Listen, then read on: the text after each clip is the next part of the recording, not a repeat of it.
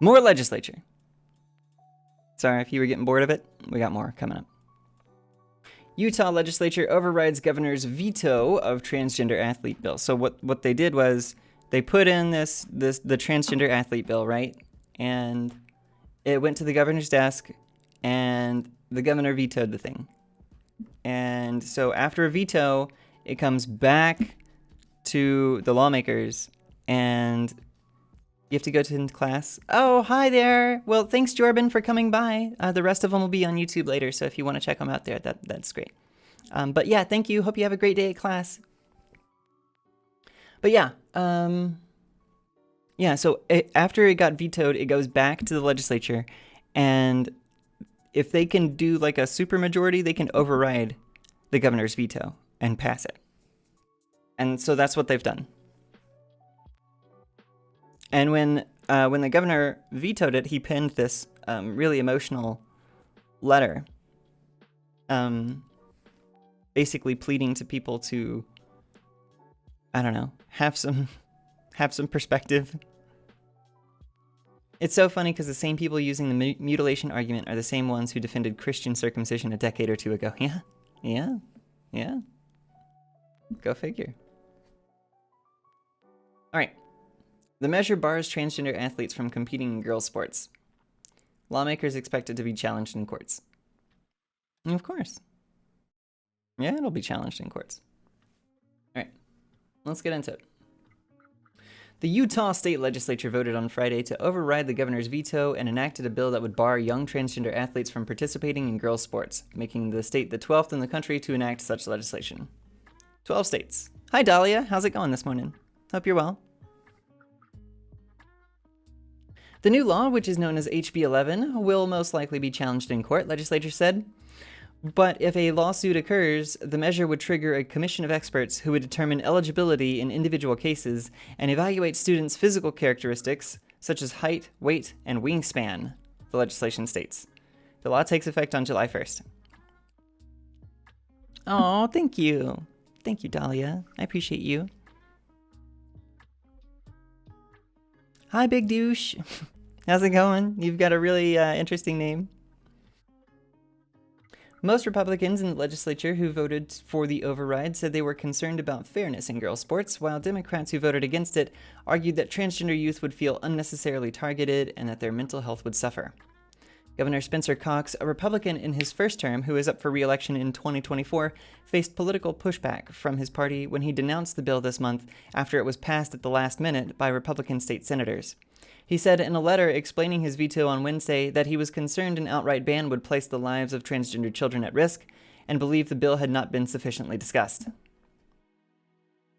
we can pull up that letter real quick if you want.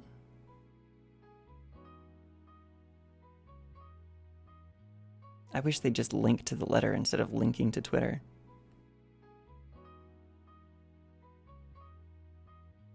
Okay. So here's the letter. It's pretty long. I'm not going to read all of it, but there is a bit at the end that I want to get into. Finally, there is one more important reason for this veto. I must admit I am not an expert on transgenderism. I struggle to understand so much of it, and the science is conflicting. When in doubt, however, I always try to err on the side of kindness, mercy, and compassion. I also try to get proximate, and I am learning so much from our transgender community. They are great kids who face enormous struggles. Here are the numbers that have most impacted my decision. 75,000, 4, 1, 86, and 56. 75,000 high school kids participating in high school sports in Utah, 4 transgender kids playing high school sports in Utah, 1 transgender student playing girls' sports. 86% of trans youth reporting suicidality, 56% of trans youth having attempted suicide. 4 kids and only 1 of them playing girls' sports. That's what all of this is about. 4 kids who aren't dominating or winning trophies or taking scholarships. 4 kids who are just trying to find some friends and feel like they are part of something. 4 kids trying to get through each day. Rarely has so much fear and anger been directed at so few. I don't understand what they are going through or why they feel the way they do, but I want them to live. And all the research shows that even a little acceptance and connection can reduce suicidality significantly. For that reason, as much as any other, I have taken this action in the hope that we can continue to work together and find a better way. If a veto override occurs, I hope we can work to find ways to show these 4 kids that we love them and that they have a place in our state. I recognize the political realities of my decision. Politically, it would be much easier and better for me to simply sign the bill. I've always tried to do what I feel is the right thing regardless of the consequences. Sometimes I don't get it right, and I do not fault those who disagree with me. But even if you disagree with me, I hope that this letter helps you understand the reasons for my decision. Oh, hi, Reen. Why can't other Republicans just be like this? Yeah, I know, right? This is a well-reasoned take. This is like, yeah, this is really sweet. This was really sweet. This was important. This was important. Him writing this was very important. And I'm sad that the veto override occurred anyway, but I'm glad that we have the support of people like him who want to do right by trans youth and trans people everywhere. This is all we want, just a little bit of consideration and less fear-mongering. Yeah! Yeah! Literally, just let us live our lives. Just take away all the barriers that are put in place from us living our lives. How difficult it is to get HRT, the discrimination that we face as far as employment and housing and stuff like that. Take all that away. Just let us live our lives just like everybody else.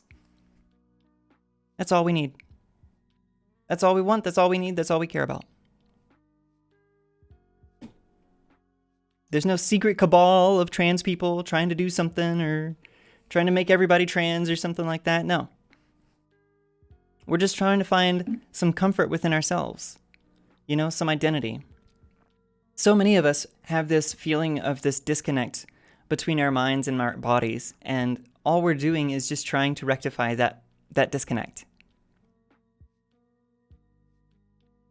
That's all we want, is to just feel normal, for lack of a better word, like everybody else.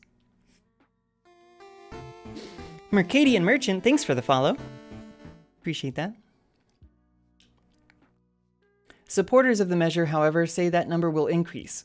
State Senator Daniel McKay, who introduced the proposed ban and defended it on the floor of the state Senate, said in an interview that it was unfair for transgender girls to play in girls' sports and that it was time to move on from the issue, which had been debated in the state legislature for more than 3 years.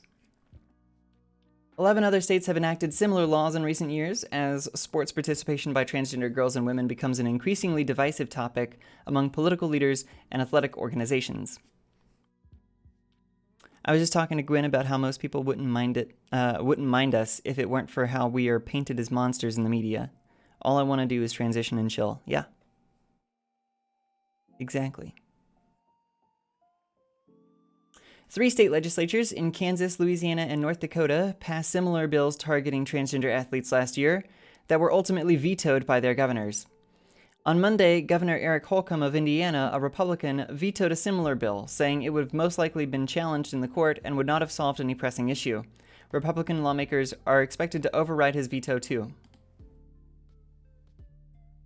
Wow. Okay, New York Times.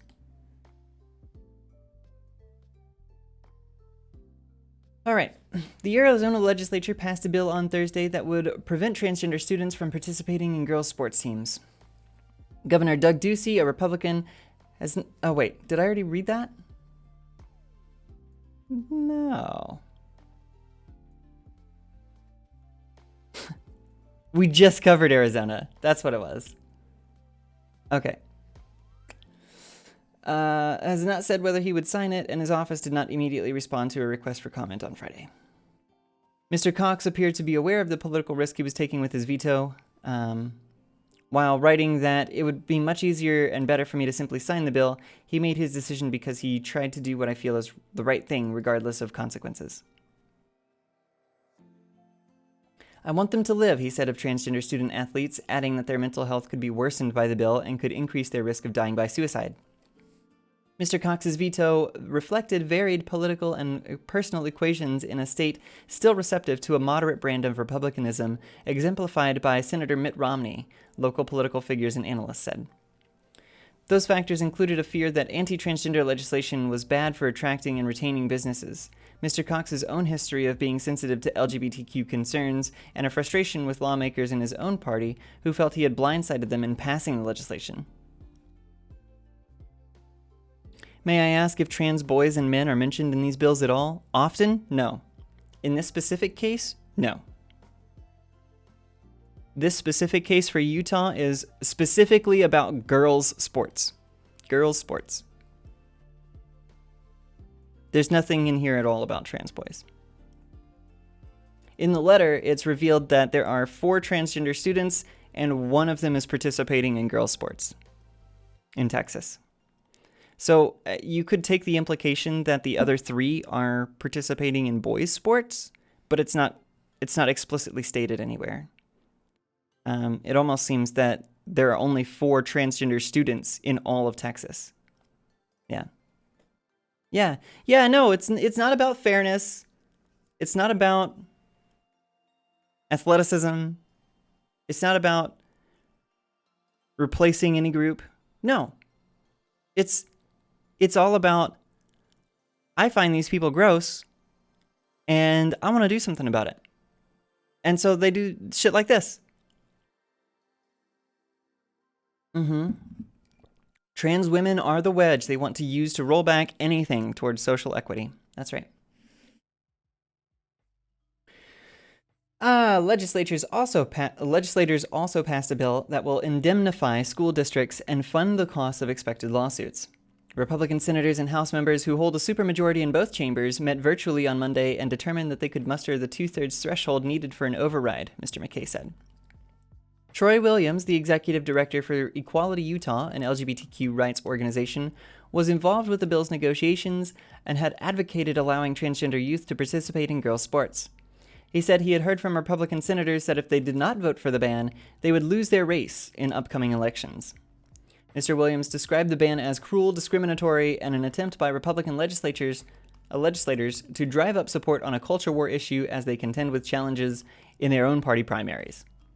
This was never about protecting women's sports, he said. This was all about protecting their political seats.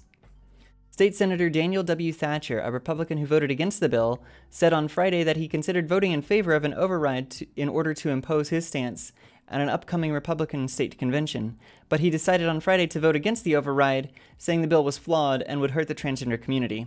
If I lose my race, then I lost my race standing for what I believe in, like I always have, Mr. Thatcher said.